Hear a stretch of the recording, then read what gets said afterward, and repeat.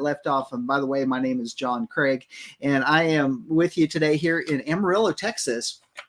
As you see from Life of Worship Ministries, it is so good to be, again, part of your life. And thank you for being part of our lives here in Texas. So we've got, I'm going to pick up where we left off last week. Last week, again, we were talking about 4 Ezra, also known as Esdras 2.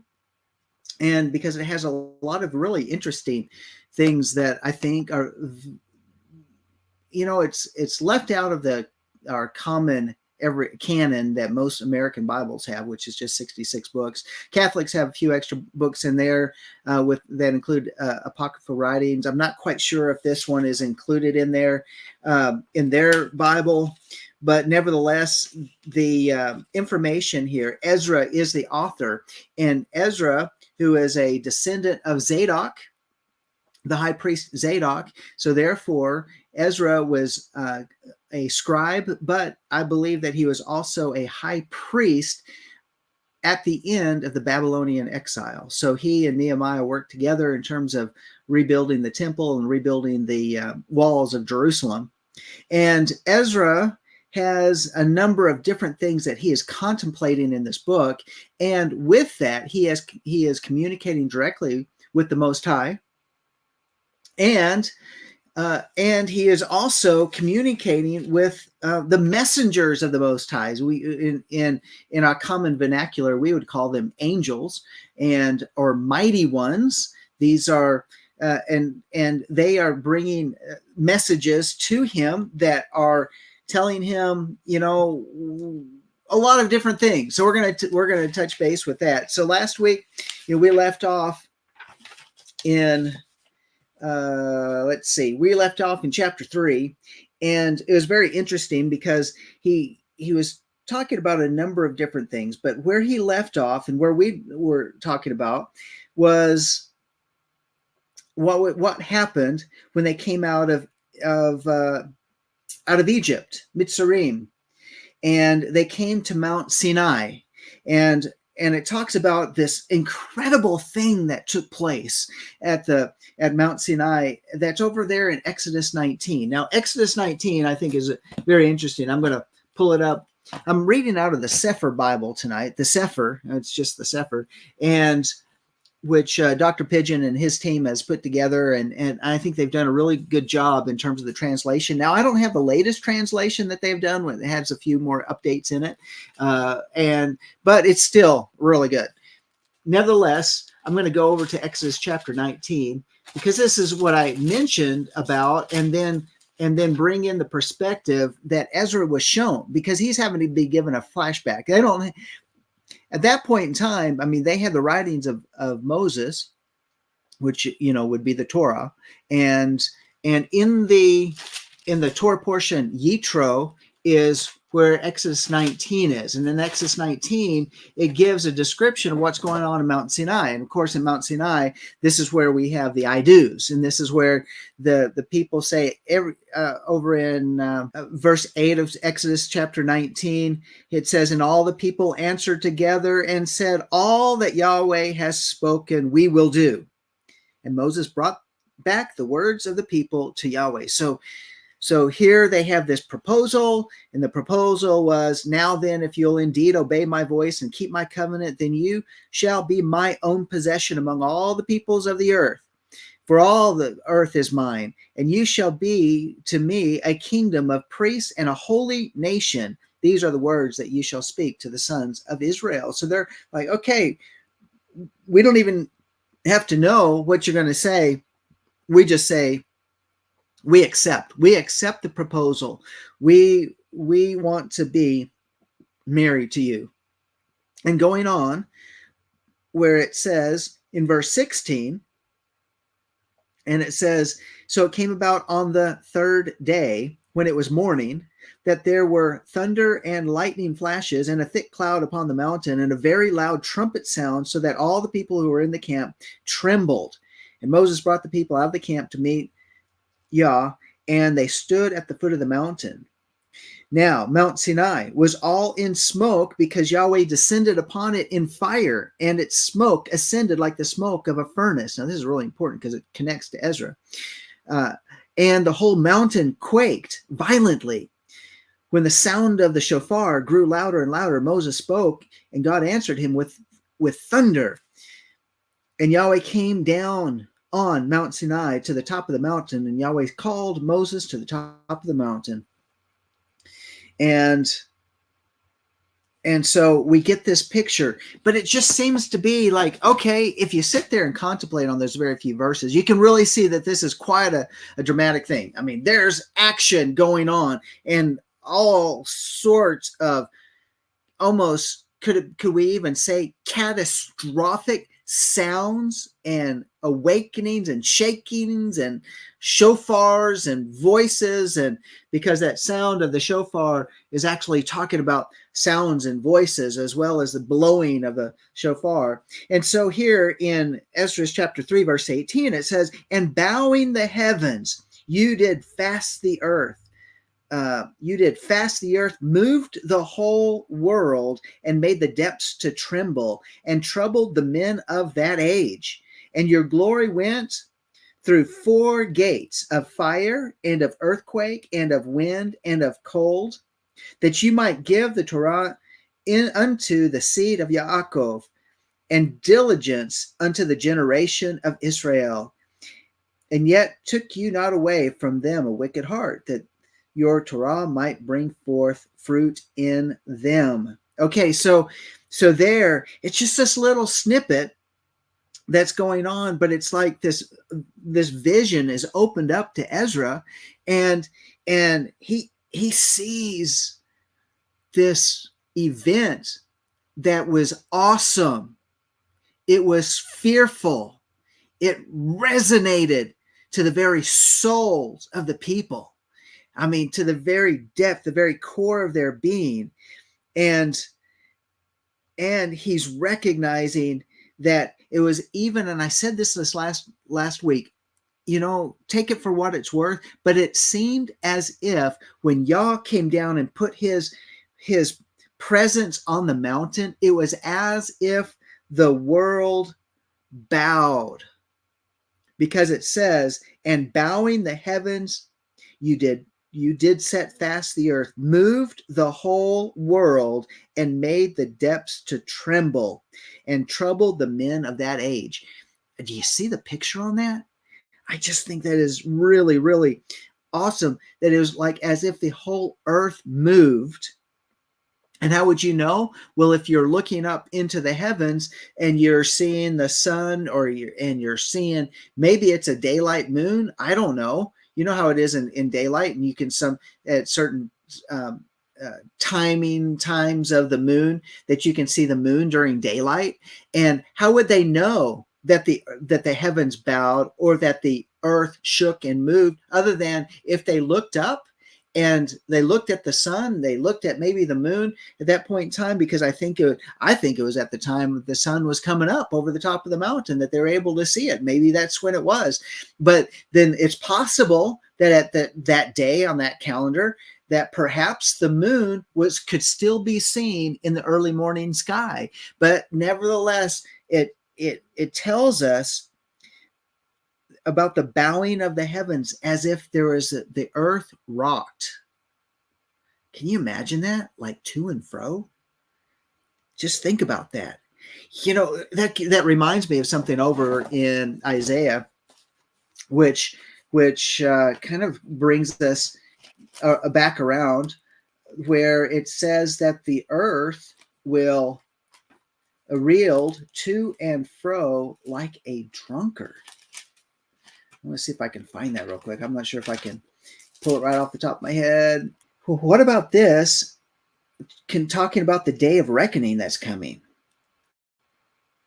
Can you know, when we talk about the day of the Lord, the day of Yahweh, we would consider that would be like a day of reckoning.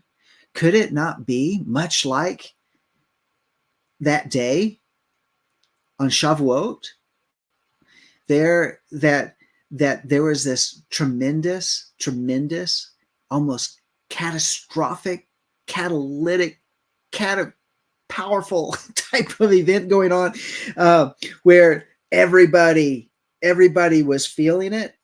And so in Isaiah chapter 2, and it says, now it will come about that in the last days, the mountain of the house of Yahweh will be established as the chief of the mountains and will be raised above the hills, and all the nations will stream to it. And many people will come and say, come, let us go up to the mountain of Yahweh, to the house of the God of Yaakov, that he may teach us concerning his ways, that we may walk in his paths. For the Torah will go forth from Zion, and the word of Yahweh from Jerusalem. Okay, now, so we get that, and then we see this day of reckoning, Isaiah chapter 2, going to verse 12. For Yahweh of hosts will have a day. Will have a day. Now, in print, in italics, mine says a day of reckoning. And it says, against everyone who is proud and lofty, and against everyone who is lifted up, that he may be abased. And it will be against all the cedars of Lebanon that are lofty and lifted up, against all the oaks of Bashan, against all the lofty mountains, against all the hills that are lifted up, against every high tower, against every fortified wall, against all the ships of Tarshish, against all the beautiful craft, and the pride of men will be humbled, and the loftiness of men will be abased. And Yahweh alone will be exalted in that day, but the idols will be completely vanished, and men will go into the caves of the rocks and into the holes of the ground before the terror of the Lord and before the splendor of his majesty, when he arises to make the earth tremble. In that day, men will cast away to the moles and the bats their idols of silver and their idols of gold, which they made for themselves to worship, in order to go into the caverns of the rocks and of the cliffs, before the terror of Yahweh and the splendor of his majesty, when he arises to make the earth tremble. Stop regarding man whose breath of life is in his nostrils, for why should he be esteemed? Okay, so we get that little picture going on, and then let me go. I think it's over here in Isaiah. I think it's Isaiah 24. Okay, so y'all be with me. No, we're going to go together. So catch the spirit of what is being said.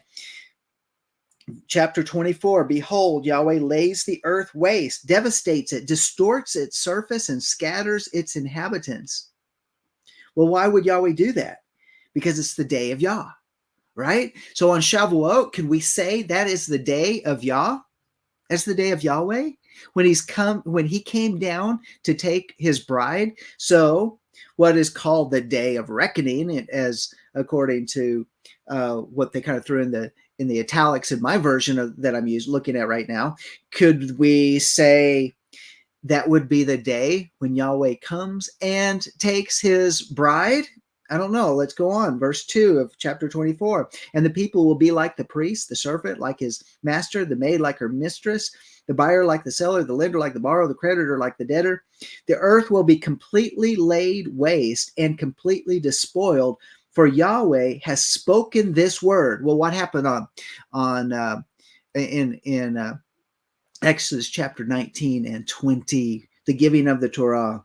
He has spoken his word. The earth mourns and withers. The world fades and withers. The exalted of the people of the earth fade away. The earth is also polluted by its inhabitants, for they transgressed laws, violated statutes, broke the everlasting covenant. Therefore, a curse devours the earth, and those who live in it are held guilty. Therefore, the inhabitants of the earth are burned, and few men are left. It says, the new wine mourns, the vine decays, the merry-hearted sigh, the gaiety of tambourine ceases, the noise of the reveler stops, the gaiety of the harp ceases.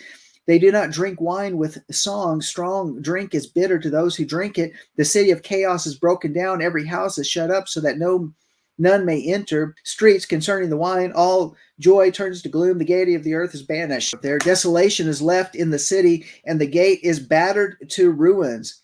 For thus it will be in the midst of the earth among the peoples, as the shaking of an olive tree, as the gleanings when the grape harvest is over. They raise their voices. They shout for joy. They cry out from the west concerning the majesty of Yahweh. Therefore glorify Yahweh in the east.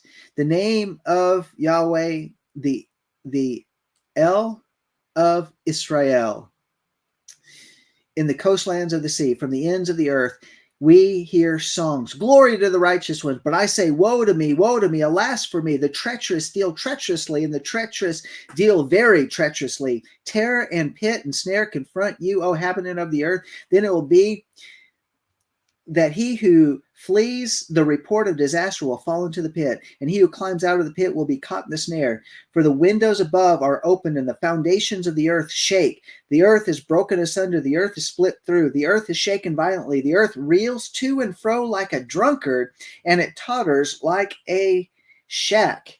For its transgression is heavy upon it, and it will fall, never to rise again. So it will happen in that day that Yahweh will punish the hosts of heaven on high, and the kings of the earth on earth, and they will be gathered together like prisoners in the dungeon, and will be confined in prison. For many days they will be punished. Then the moon will be abashed, and the sun ashamed, and Yahweh of hosts will reign on Mount Zion in Jerusalem, and his glory will be before his elders. Okay, now, does that not sound very similar? Do we have some parallels there? Is history not cyclical?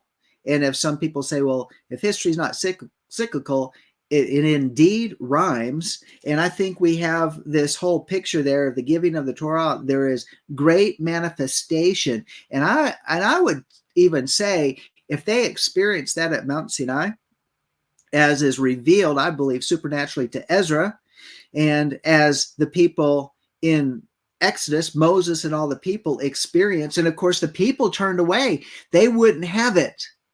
They wouldn't have it.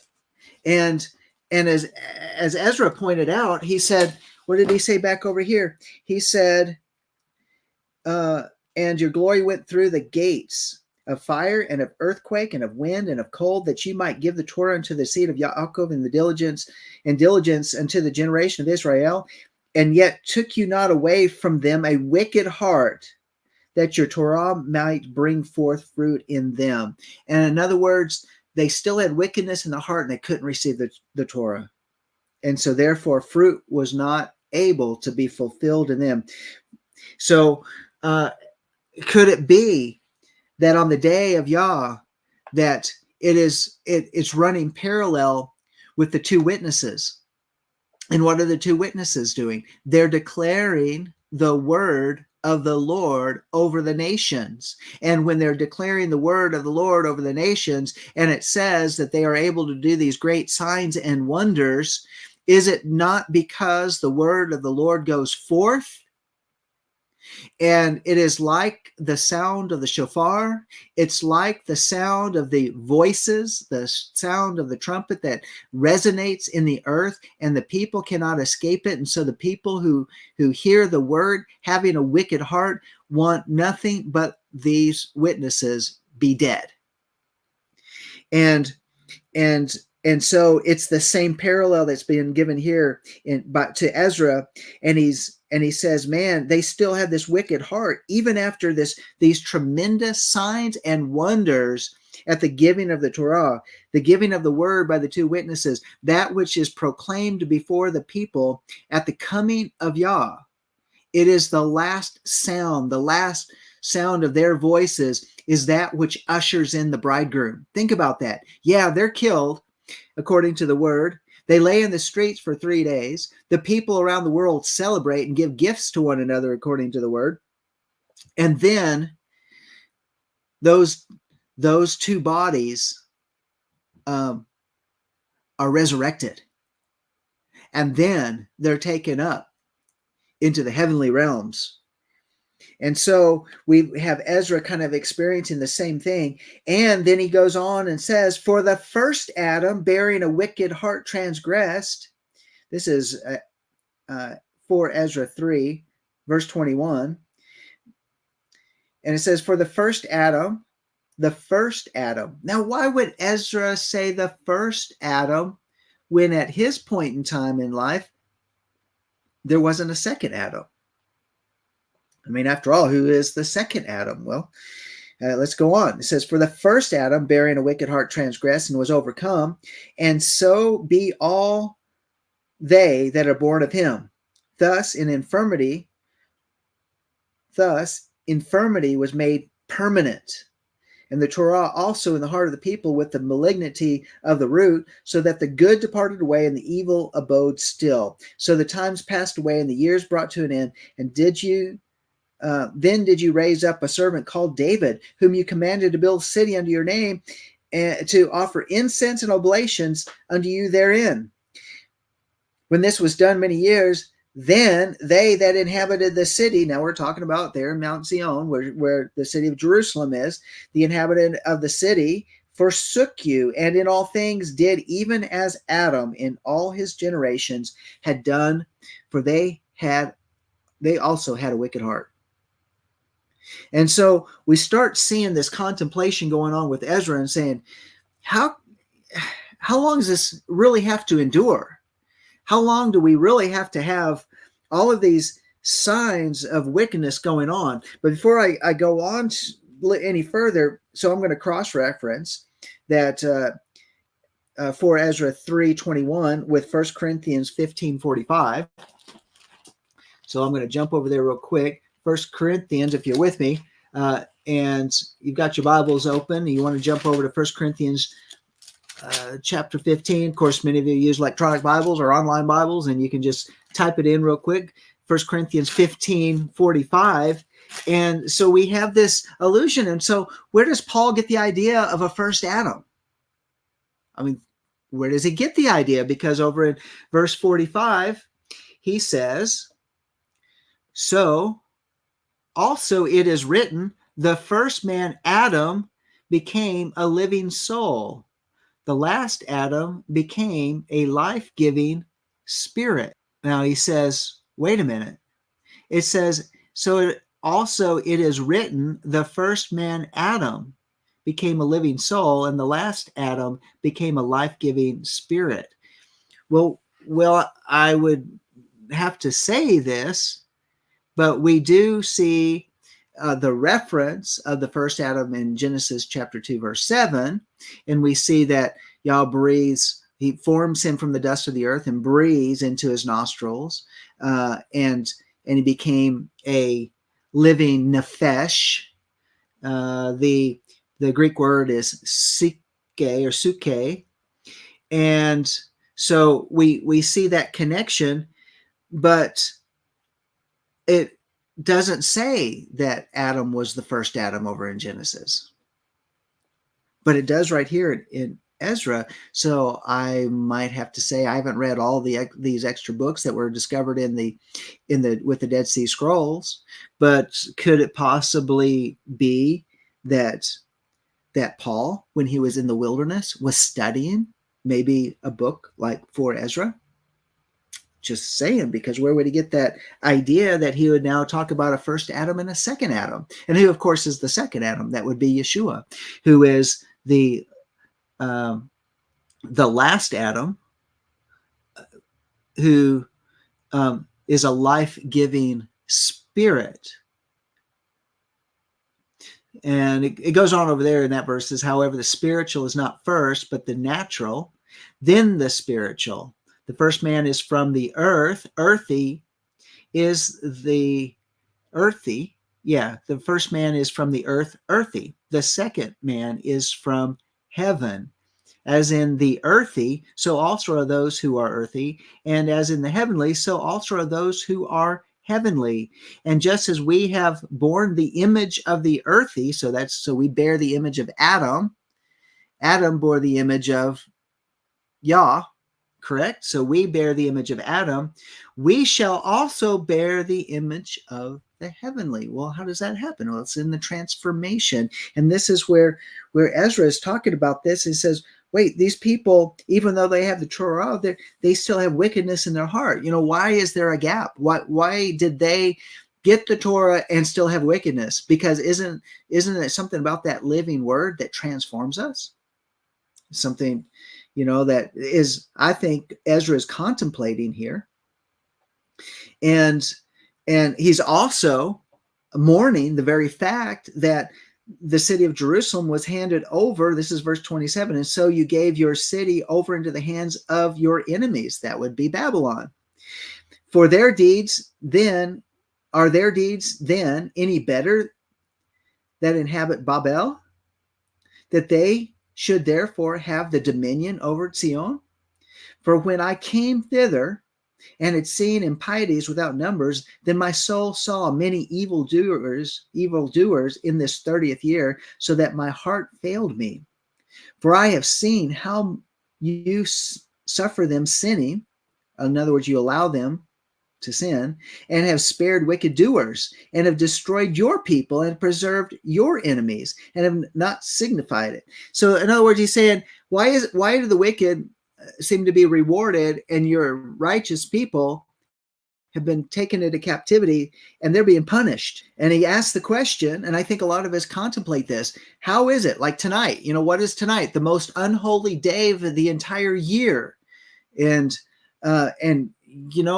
they're dressing their kids up in these horrible costumes, and they're walking the streets, bearing the image of the dead. And it goes on, are they then of Babel better than they of Zion? Or is there any other people that knows you besides Israel? Or what generation has so believed your covenants as Yaakov? And yet their rewards appears not, and their labor has no fruit. For I have gone here and there through the heathen, and I see that they flow in wealth, and they think not upon thy commandments. So he's going, he throws out this question. He says, why aren't you weighing them in the balance? Why do they? Why are they elevated in the world, and the people of Israel are not? They're not found among those rewarded. And so he has these questions, and then this amazing thing happens. And I think honestly, I think a lot of us have those questions. And I just wonder how many of us actually are honest enough with Yah, willing to bear the same type of questions. Or when we continue reading on, we see that Ezra is almost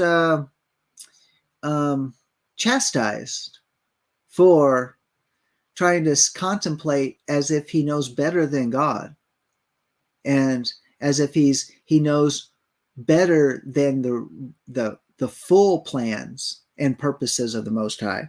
And that comes into chapter 4 for Ezra, where it says, and the angel that was sent unto me, whose name was Uriel, gave me an answer and said, your heart has gone too far in this world, and think you to comprehend the way of El Elyon?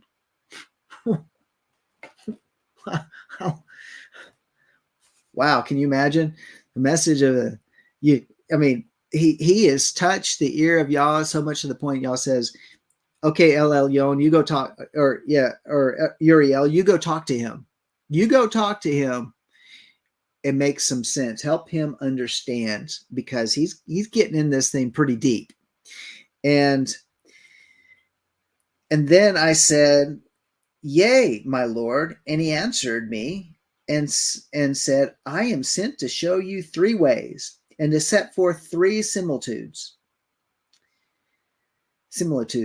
before you, whereof if you can declare me one, I will show you also the way that you desire to see. And I shall show you from whence the wicked heart comes. And I said, tell on, my Lord. Then he said unto me, go your way. It's like, okay, now I want you to go your way. Go figure this out. Weigh me the weight of the fire. What? Go weigh the weight of the fire? Or measure me the blast of the wind. Oh, okay.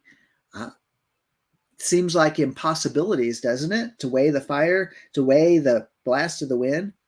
Or, here's the third one, call me again the day that is past. In other words, you remember that movie Groundhog Day? That guy keeps waking up and it's Groundhog Day again, and alarm rings and it's Groundhog Day again. He keeps reliving the same day. He's saying, okay, you call up that day. You call up yesterday. You call up 2 weeks ago and relive it. You can't do it. Then I answered and said, what man is able to do that you should ask such things of me? And he said unto me, if I should ask you how great dwellings are in the midst of the sea, or how many springs are in the beginning of the deep, or how many springs are above the firmament, or which are the outgoings of paradise, perhaps you would say unto me, I never went down into the deep, nor as yet into Sheol. Neither did I ever climb up into heaven. Nevertheless, now have I asked you, but only of the fire and wind, and of the day where through you have passed, and of things from which you cannot be separated. And yet can you give me no answer of them? He said, moreover, unto me, your own things and such are grown up with you. Can you not know? How should your vessel then be able to comprehend the way of El Elyon, and the world being now outwardly corrupted, to understand the corruption that is evident in my sight? And I said to him, it were better that we were not at all, than we should live still in wickedness and not suffer, and not to know why. So I think many of us probably feel the same way as Ezra is, and saying, look, there's just so much junk going on. And there's so many things that we don't have answers to, and we ask God these questions, and honestly, we don't need an angel to come tell us when we have the word that we can go and read to give us the insight to know the heart of Yah. And yet Ezra, in spite of having the Torah, is visited so that there's an emphasis placed that, and so this statement, how should your vessel then, talking about you Ezra, how should your vessel then be able to comprehend the way of El Elyon? And I think that is just really, really powerful, because I think a lot of times we long to know and try to understand, and then we have too many questions, because, as many non-believers often ask the question, if you go out and do evangelism and you're talking to people, and one of the things is that always seems to come up, well, then if God's such a good and loving God, then why is there evil in this world? And even Ezra, who is a high priest, doesn't get a pass on this. How should your vessel then be able to comprehend the way of El Elyon? So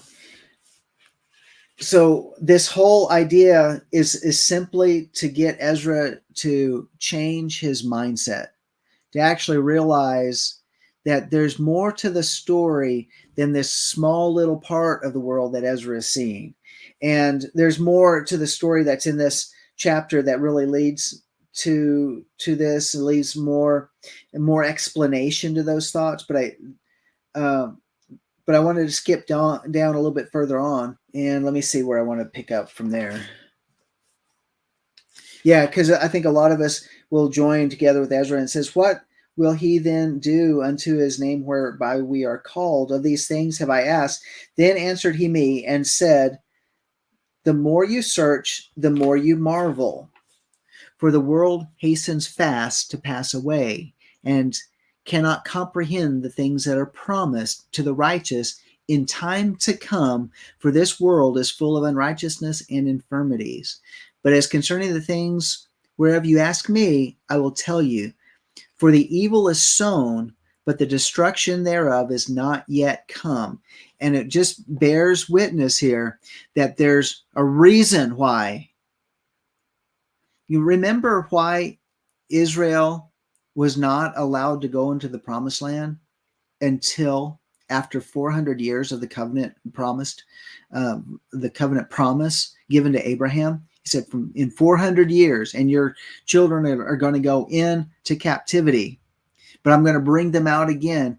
Why? Because the sin of the Amorites had not come to its fullness. And so when we keep seeing this evil going on, like how do you even put together what's happening in the Middle East right now? I mean, how can you say, two wrongs make a right? It doesn't. I mean, you have the slaughter of people from Hamas coming into Israel, and then you have indiscriminate bombing going in over Gaza. I mean, how do you say, well, that's for self-defense, but at what point in time do you have to say that thousands and thousands of just innocent parties have no part of Hamas? They're just trying to survive like you and I. At what point is their death justified? And so you see, it's like, well, then ultimately it's both evil. It's both evil. And we have to say, okay, then when are you going to come? Well, this is, and resolve this. And that's, and Ezra is trying to contemplate this. And it goes on in chapter 4, verse 29, if therefore that which is sown be not turned upside down, and if the place where the evil is sown pass not away, then cannot it come what is sown with good? For the grain of evil, and he makes this point, for the grain of evil seed has been sown in the heart of Adam from the beginning.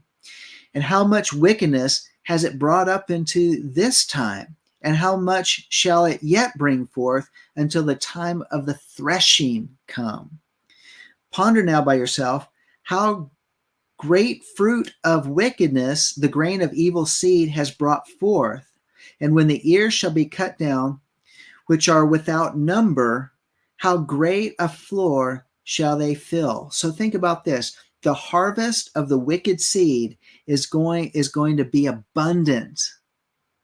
And it's going to fill, how great a floor shall they fill? In other words, it's going to be a really, really big threshing floor. And then it goes on, then I answered and said, how and when shall these come to pass? Why are our years few and evil? And he answered me and said, do not hasten above El Elyon, for your haste is in vain to be above him, for you have much exceeded. Did not the souls of the righteous ask questions of these things in their chamber, saying, how long shall I hope on this fashion? When comes the fruit of the floor of our reward? Well, have we not seen that before, like over in Revelation chapter 6, with the breaking open of the fifth seal? Well, let's read that. Revelation chapter 6, verse 9. And then he broke the fifth seal. I saw underneath the altar the souls of those who had been slain because of the word of Yah, and because of the testimony which they had maintained. And they cried out with a loud voice, saying, how long, O Adonai, holy and true, wilt thou refrain from judging and avenging our blood on those who dwell on the earth? Boy, the parallels are really strong. And you think, wow, did John, the Revelator, did he read for Ezra? I mean, where did this idea and this concept from? Was it like a fresh idea to him, and yet it rhymes with what I just read, talking about this? How long shall I hope on this fashion? Then comes and when comes the fruit of the floor of our reward? Well, we see over in Revelation chapter 6, where it says, and there was given to each of them a white robe, and they were told that they should rest for a little while longer until the number of their fellow servants and their brethren who were to be killed, even as they had been, should be completed also.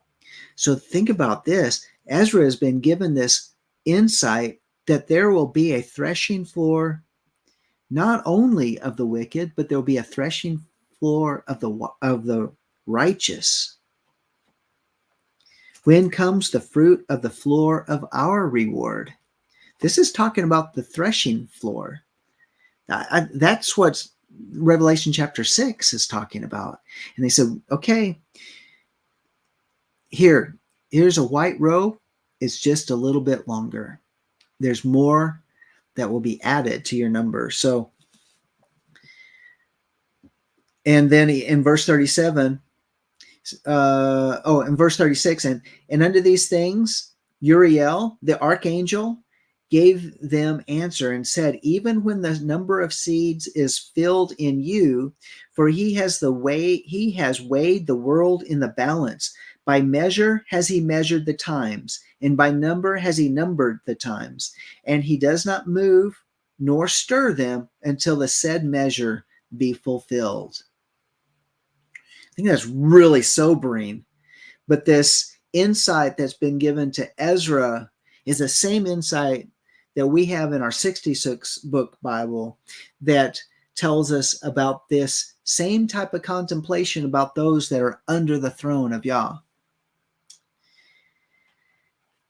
Then Ezra goes on, then I answered and said, "Oh Yahweh Adonai, we all are full of sin, and for our sakes, perhaps it is that the floors of the righteous are not filled because of the sins of them that dwell upon the earth." So he answered me and said, "Go your way to a woman with child, and ask of her, when she has fulfilled her 9 months, if her womb may keep the birth any longer within her." Then I said, "No, Adonai, that can she not." And he said unto me, "In Sheol, the chamber of souls are like the womb of a woman. For like as a woman that travails makes haste to escape the necessity of the travail, even so do these places hasten to deliver those things that are committed unto them. From the beginning, look, what you desire to see, it shall be showed you." Then I answered and said, if I found favor in your sight, if it be possible, if I be meet, therefore, show me then whether there be more to come than is past, or more past than is to come. Don't we often ask that? We ask that question, how much longer do we have to wait? In other words, we look at the signs of the heavens and we look at all the different things and that seem to indicate, even the stars telling the story about the return of Messiah. And we say, man, it looks like the time is really, really close. And then if it's not close, then we might have to wait another 50 years before those same type of signs align back up. And Ezra, I think, is asking this. Tell me, is there more of the past than what is in the future? In other words, how close is the future? Do we have to wait as long as we've had to wait through all the past days? Or is it much closer than we think? And then here is another allusion to the smoking pot and the fiery furnace. And he said unto me, "Stand up upon on the right side, and I shall expound the similitude unto you." So I stood and saw, and behold, a hot burning oven passed by before me. And it happened that when the flame was gone by, I looked, and behold, the smoke remained still. After this, there passed by before me a watery cloud, and sent down much rain with a storm. And when the stormy rain was past, the drops remained still. Then he said unto me, "Consider with yourself, as the rain is more than the drops, and as the fire is greater than the smoke, but the drops and the smoke remain behind, so the quantity which is past did more exceed." And then I prayed and said, "May I live, do you think, until that time? Or what shall happen in those days?" And he answered me, he said, "As for the tokens wherein you ask me, I may tell you them in part, but as touching your life, I'm not sent to show you, for I do not know." So in other words, it's like Ezra is saying, well, where do I play in this? Am I going to survive all this? Am I going to see all this? And the archangel Uriel says, I don't know. I don't know about your life. That I wasn't told. But But nevertheless, is coming to the tokens. Behold, the day shall come. This is chapter 5, that they which dwell upon the earth shall be taken in a great number. I think this is really interesting. The day shall come that they which dwell upon the earth shall be taken in a great number, and the way of truth shall be hidden, and the land shall be barren of faith. But iniquity shall be increased above that which now you see, for that you have heard long ago, and the land that you see now to have root shall you see wasted suddenly. And we read that over in Isaiah chapter 24. But if Elyon grants you to live, you shall see after the third shofar that the sun shall suddenly shine again in the night, and the moon thrice in the day, and blood shall drop out of the wood, and stone shall give his voice, and the people be troubled, and even he shall rule whom they look not for, that dwell upon the earth, and the fowls shall be given flight together. Now it goes on. Now I think this is really, it seems kind of cryptic of what he's really talking about. But he says, look, the day shall come that they which dwell upon the earth shall be taken in a great number. Now, I'm really contemplating that because many eschatological Christians that follow Scofield will say, wait a minute, that sounds like a rapture to me. And it says, and the way of truth shall be hidden, and the land shall be barren of faith. And so they would say, oh, there's a rapture, and the Holy Spirit is taken out of the world, and the only thing that's left is nobody has any faith because the Holy Spirit's gone. I don't think he's saying that. But I do think what he's saying is, who is it that will be taken in a great number?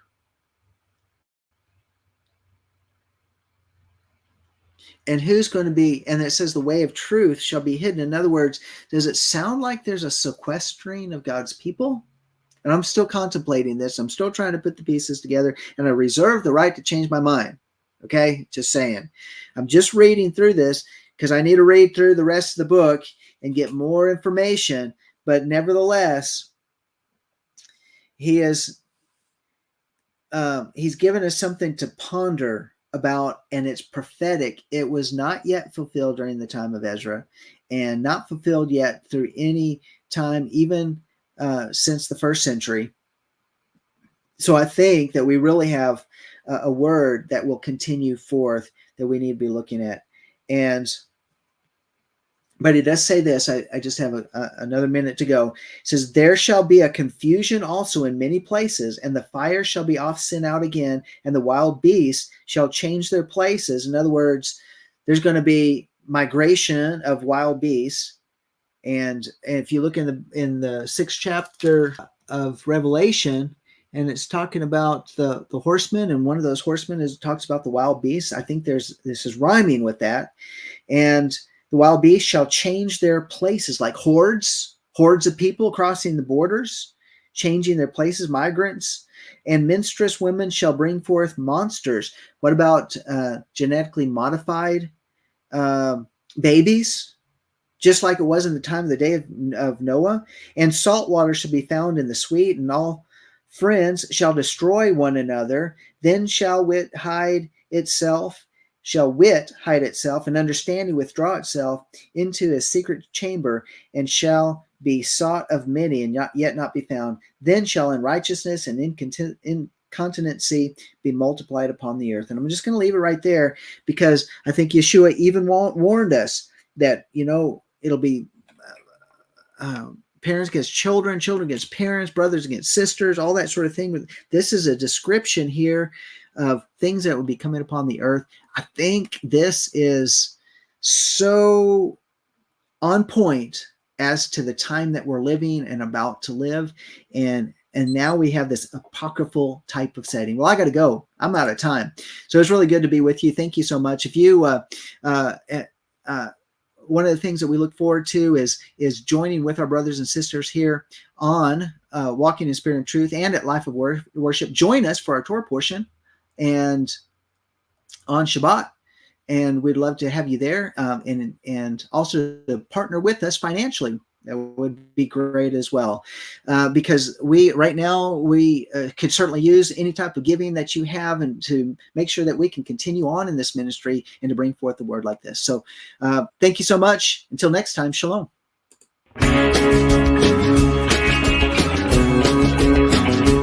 We are richly blessed to bring you what we believe is the fullest, most diverse, yet up-to-date progressive teachings, discussion, and prayer programming you can find anywhere on this planet. Be sure to take the tour of the MessianicLambRadio.com website. I'm Susan Hoogie, thanking you for joining us on the Messianic Lamb Video Network.